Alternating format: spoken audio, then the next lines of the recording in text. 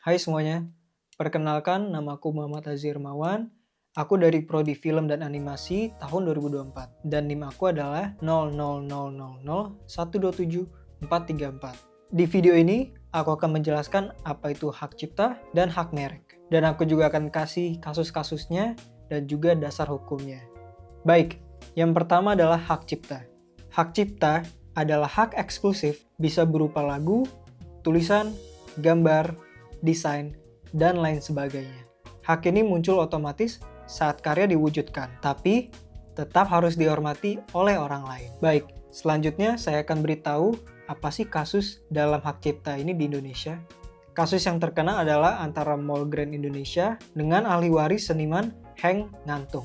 Henk Ngantung adalah seorang seniman sekaligus mantan gubernur DKI Jakarta yang menciptakan sketsa Tugu Selamat Datang pada tahun 1962. Sketsa ini menjadi ikon penting di Bundaran HI, Jakarta. Masalah muncul ketika gedung Mall Grand Indonesia berdiri di dekat lokasi tersebut, menggunakan logo yang menyerupai yang dibuat tanpa izin dari ahli waris Henk Ngantung. Kemudian, Henk Ngantung menggugat karena dianggap melanggar hak cipta atas sketsa tersebut. Pada tahun 2020, Pengadilan di Jakarta Pusat telah melanggar hak cipta dan harus membayar denda sebesar 1 miliar rupiah kepada ahli waris si Henk Ngantung. Keputusan ini menegaskan bahwa penggunaan karya tanpa izin, apalagi untuk tujuan komersial, dapat berakibat hukuman yang serius. Kasus ini mengacu kepada Undang-Undang Nomor 28 Tahun 2014 tentang hak cipta.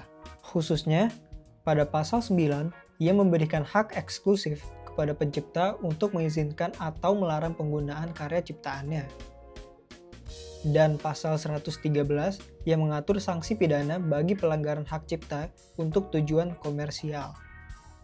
Jadi, dalam kasus ini kita belajar bahwa kita harus menghargai karya cipta orang lain dan juga meminta izin terlebih dahulu ketika kita ingin menggunakannya, apalagi dalam hal berbisnis. Baik, selanjutnya adalah hak merek.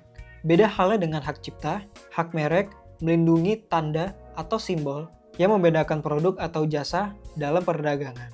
Merek wajib didaftarkan agar mendapatkan perlindungan dari hukum. Salah satu kasus hak merek yang terkenal adalah antara perusahaan rokok besar Gudang Garam dengan perusahaan lain dengan nama Gudang Baru. Karena nama serta kemasan yang sangat mirip, Gudang Garam merasa hal tersebut bisa membingungkan konsumen untuk membedakan antara Gudang Garam dengan Gudang Baru. Dan juga dapat merusak reputasi Gudang Garam. Setelah proses hukum, Mahkamah Agung memutuskan bahwa perusahaan Gudang Baru melanggar hak merek si Gudang Garam dan harus mengganti nama mereknya. Untuk dasar hukumnya adalah kasus ini berdasarkan pada Undang-Undang Nomor 20 Tahun 2016 tentang hak merek dan indikasi geografis, khususnya pada pasal 21 yang melarang pendaftaran merek yang sama atau mirip dengan merek terdaftar sebelumnya, dan pasal 77 sampai 78 yang mengatur pembatalan merek jika didaftarkan dengan itikat yang tidak baik. Baik, untuk kesimpulannya adalah dari dua kasus tersebut, kita belajar bahwa hak cipta dan hak merek bukan cuma soal pengakuan, tapi juga perlindungan hukum yang begitu nyata. Pelanggaran bisa berujung rugi besar dan juga merusak reputasi kita sendiri. Jadi, kita harus selalu menghargai atas ciptaan karya orang lain, terutama dalam dunia bisnis dan juga industri kreatif. Jadi, terima kasih sudah menonton. Semoga kalian suka. Dadah.